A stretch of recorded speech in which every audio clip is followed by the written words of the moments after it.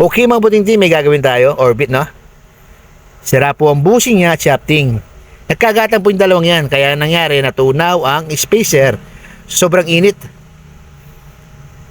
Nung hindi pa siya tunaw, ganito po yung itsura niya. Dinala po dito ng customer, nakakalag na. Sila na po nagtanggal niyan, kaya nasira. Kailangan na po natin palitan lahat ng mga gamit niya. Okay, magpapalit tayo ng bushing. Ang tawag po namin dyan ay 3D bushing. Yan po yung common na laging nagagamit. Itong ginagawa natin, orbit na Hanabishi. Dalawa po klase ang bushing yan. Yan ang una, pabilog. Ito naman pong isang ito, ang kanyang kapartner na housing. Tanggalin muna natin ang kanyang gearbox.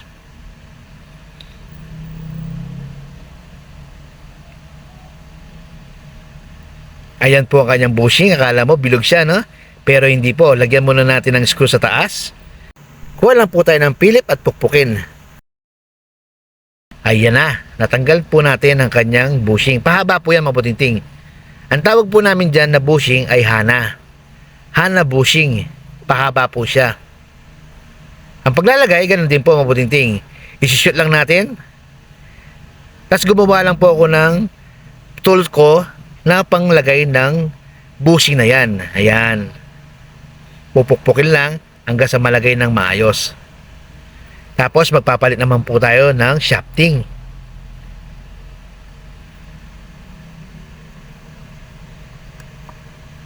Pukpukin lang po natin hanggang sa mapasok natin. Tapos lagay na po natin ang kanyang mga spacer. Yan po yung sa harapan. Ito naman po yung sa likod.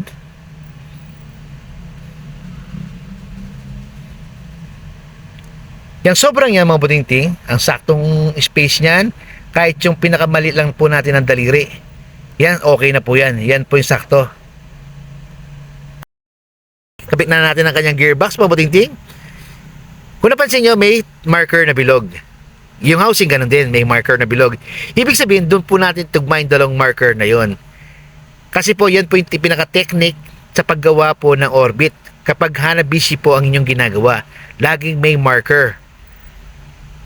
Para pag binalik, sakto-sakto, hindi na babaligtad. Ngayon, lalagay natin ang kanyang stator.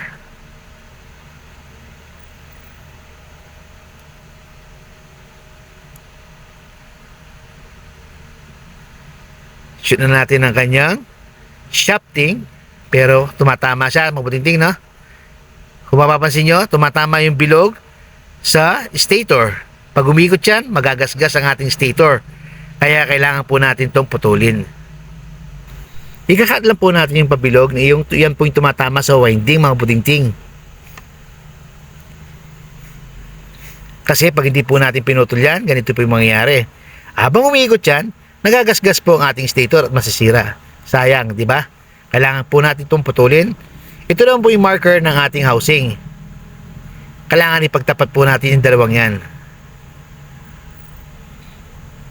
Importante po ang marker sa paggawa po ng orbit para hindi po nababaligtad yung mga gamit nila. Ngayon, screw na po natin.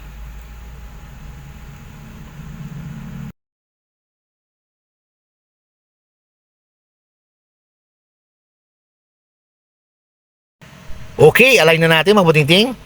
Ito po yung ginagamit kong pang-align. Lumang LC po yan ng standard. Matagal ko na po ginagamit yan. Pagmula po natuto po akong gumagawa ng electric fan, yan po yung ginagamit ko pag nag-align po ako ng medyo mahirap na bagay. Yan po kasi humahawak sa shafting. Yan, no? Habang pinupukpok, yan po yung ginagawa ko panghawak para napapabilis po ang pag-align ko.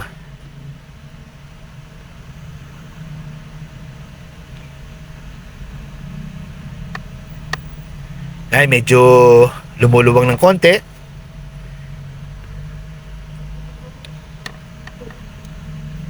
Kalagin muna natin.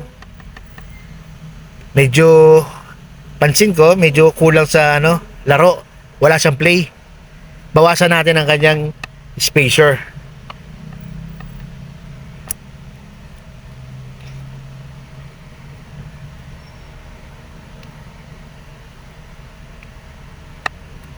Importante kasi mga kabutingting na may konting play po ang ating shafting para hindi po siya nahirapan umikot.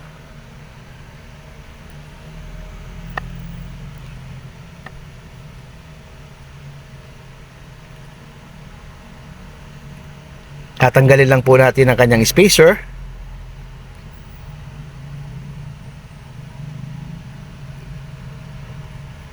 Babawasan po natin ng konti. Gagamit po tayo ng grinder.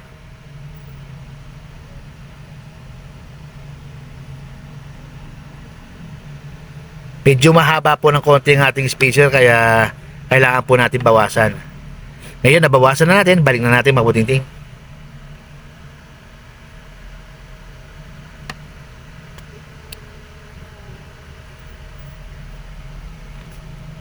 At lagyan natin ng washer. Tapos balik na natin. Importante, huwag niyong kalilimutan yung marker, no? Pag binabalik natin, laging may marker para hindi po tayo pabalik-balik sa paggawa, paulit-ulit. Okay na. Screw na natin mga buting-ting.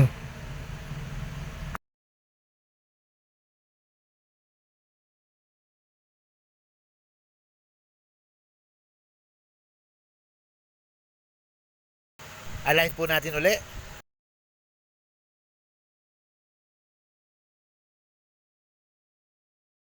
Okay mga buting-ting, na-align na natin. Maayos na.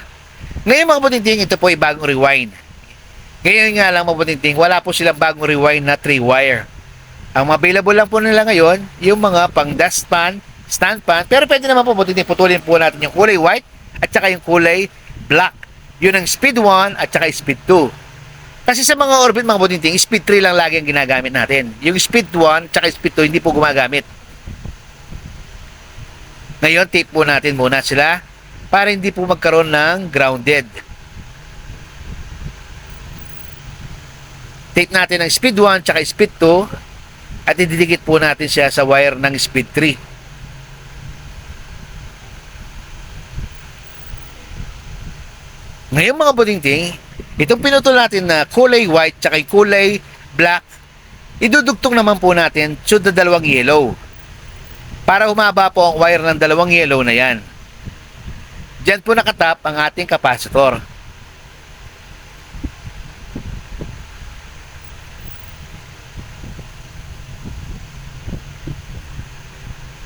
Mali. Magkatapat sila. Kailangan putulin muna natin. Tapos, dugtong natin. Ang dugtungan laging mga buting-ting, laging isang maiksi at isang mahaba. Take muna natin mga buting-ting. Okay mga buting-ting, ayusin lang natin ang pagtitape. Masking tape po ang ginagamit po natin dito. Ngayon, assemble na natin mga buting-ting. Lagay na natin ang kanyang back cover. Screw na po natin sa kanyang gearbox. Lagay na rin po natin ang kanyang oscillation bar.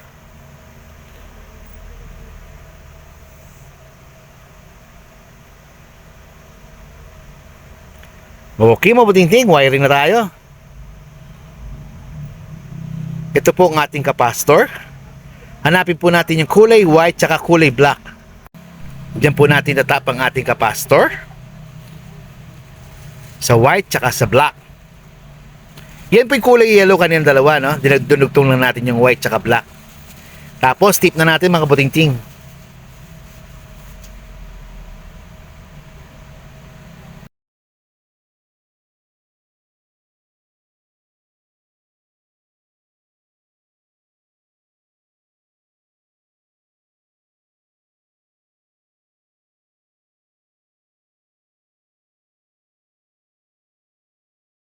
Okay, natap po natin ang ating capacitor. Ngayon yung kulay green at saka yung kulay red, itatap po natin yan sa mga line.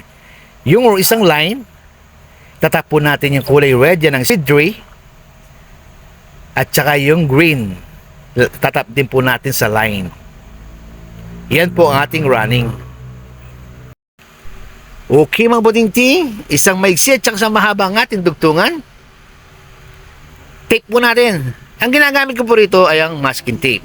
Matagal ko po na ginagamit yan. Subok ko na po yan, mga kabutingting. Yung isang line, nasa red. Ang pangalawang line, nasa green. Yan po ang ating running. At saka yung red, yan po ang ating common. Ngayon mga kabutingting, i-screw lang po natin ang ating capacitor.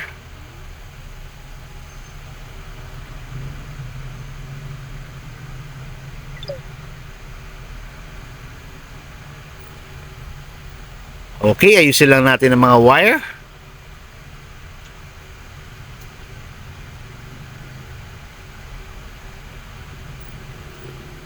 Okay, pa-under na natin mga kabutingting. In-plug natin siya. Ayan, uma-under na siya mga kabutingting. Maraming salamat po sa panonood po ninyo. God bless po sa ating lahat.